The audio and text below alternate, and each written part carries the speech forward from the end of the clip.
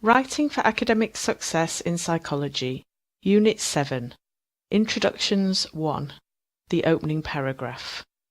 This video is about 14 minutes long, but if you complete all the tasks, you should expect to spend about 30 minutes on the unit in total. If you remember, the introduction section of the lab report consists of 4 main parts, all with different purposes: the opening paragraph, existing literature, gap in literature and rationale for the current study, and design, variables and hypothesis. This is very similar to the CARS, creating a research space model of introduction sections in the research article genre, which suggests 3 main purposes or moves are involved: establishing the territory, identifying a niche, and occupying the niche. The metaphor of territory is a useful one, as we can imagine the overall research on a topic as a space, perhaps like an explorer's map, and through the introduction we identify part of the map that hasn't been investigated, the niche, and show how we decided to map it out, hence occupying the niche. In the next 4 units, we'll look at the kinds of language used to achieve these purposes of the lab report introduction, starting in this unit with the opening paragraph. Establishing the territory involves 3 main steps: making topic generalizations, claiming importance or centrality, and reviewing the literature. The aim of the opening paragraph is to complete the first 2 steps. The following paragraphs then review the literature, although some mention of the literature more generally may of course be involved in the first 2 steps. Compared to the opening paragraph of lab reports, there is a possible additional element, indicating the general aim of the study. Not all opening research report paragraphs contain these, but it's good practice when you first start out writing lab reports to include a brief sentence that encapsulates the research aim, especially if this has been recommended by your module tutor. Let's look at each of these elements in turn. Making generalizations. To introduce the topic, we often start out by making generalizations, which gradually become more specific in nature as we progress towards the particular topic at issue. Such generalizations can be presented as a simple statement. However, sometimes we may want to convince the reader a little more that this topic is something they should be interested in. One way to do this is to introduce it as a topic of other research. For example, data or findings from several studies suggest that a large and growing body of literature or research has investigated, established or linked, or recent research has established that. So we could rework our general statement to present it as a topic of research, like this. We can see this approach has been taken by the author of this extract from an opening paragraph. Notice how, as we saw in Unit 5, we use the present perfect verb form to introduce such generalizations about research findings or the main topic: has investigated, have found. Note also how the writer moves from talking about the general topic being investigated, the factors that are associated with success in professional singers, to more specific factors, such as multiple personality traits and individual factors such as attractiveness, thus following the general to specific pattern common in many academic texts. Another way of introducing generalizations is to present accepted facts. We commonly do this using impersonal expressions like "it is widely accepted that." Here's an example of this approach being used, along with research generalizations. Notice how, with these kind of generalizations, the simple present verb form is usually used, sometimes along with a modal verb like can, might, could, should, or may, to indicate how certain or definite the fact is. Using modal verbs like this can help you to present your arguments cautiously, as we saw in Unit 2. Let's practice topic generalizations. Turn the following statements into topic generalizations that could be the opening sentence in an opening paragraph, either by introducing them as a focus of current or previous research, or as an accepted fact, using phrases similar to those we've seen earlier in this section. Of course, if you make a statement like this in your opening sentence, a citation should ideally be provided to indicate the evidence for such a claim. However, for the purposes of this exercise, we'll ignore the requirement for supporting citations. Pause the video now to complete the task, then restart for feedback. Feedback. You may have chosen different options to complete these sentences, but the following are all examples of what you may have chosen.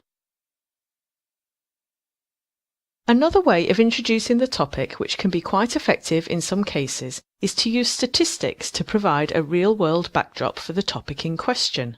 Again, there are phrases commonly used to introduce statistics, and sometimes we make use of a range of verbs that communicate statistical changes, such as rise, fall, decline, soar, or drop below.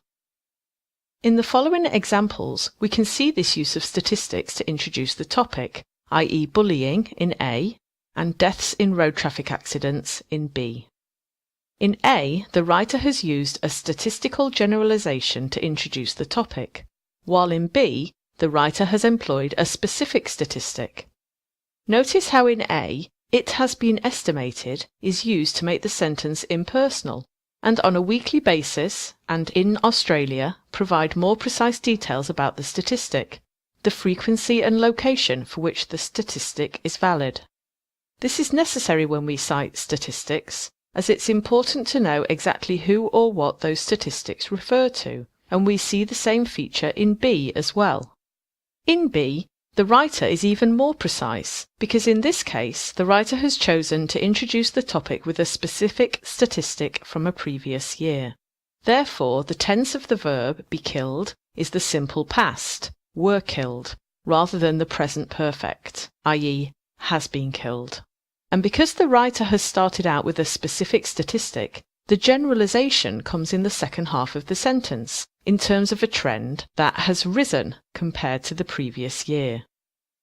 Another aspect of introducing a topic may involve briefly defining keywords and concepts, and indeed, definitions themselves can often be effective opening sentences, or are effective when used in conjunction with a statistic or other topic generalization. In the bullying example we've just seen, the writer followed the statistic with a definition of bullying.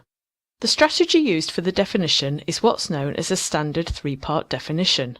The three parts are the word or concept being defined, plus is, or a phrase like may be defined as, a categorization or generalization of the concept, plus a final part, usually beginning with that, which, or who, which specifies further detail. Have a go at writing a three-part definition yourself.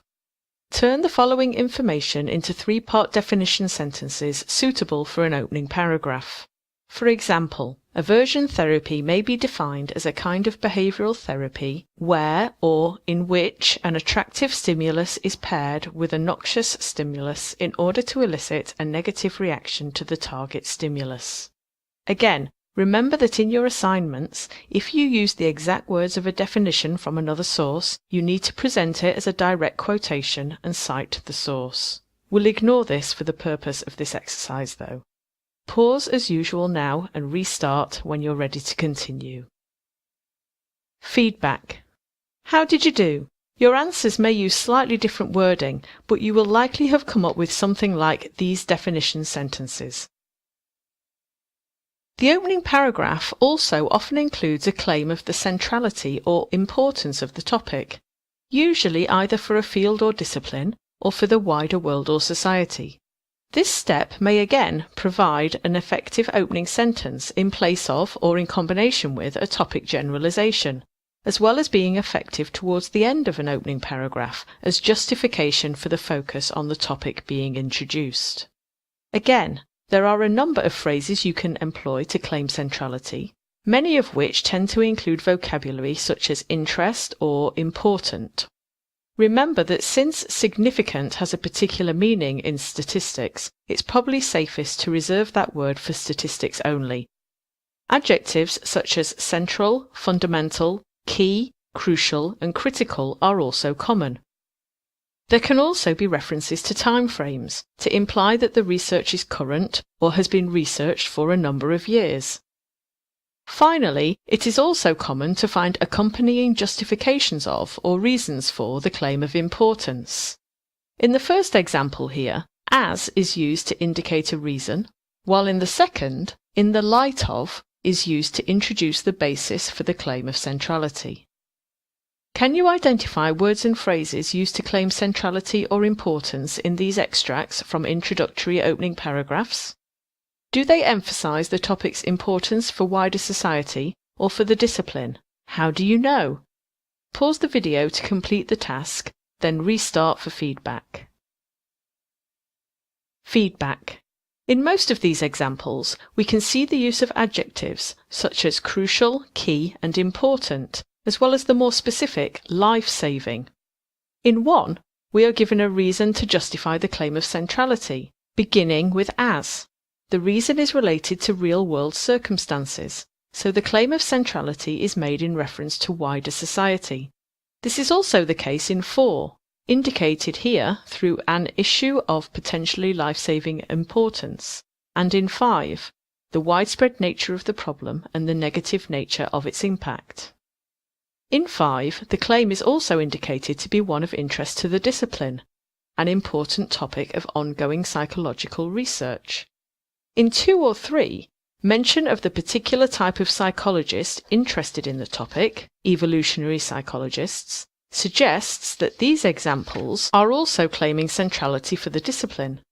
Focus of interest, and has been considered a key route to, supports this framing of the topic as one that is interesting to a specific group of psychologists. The final, and sometimes optional, purpose of the opening paragraph is to specify the aims or focus of research. Consider this example of an opening paragraph.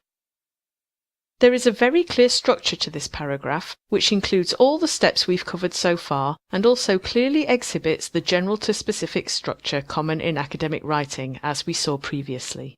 There's the topic generalization with a research focus, followed by the more specific generalization with a research focus again.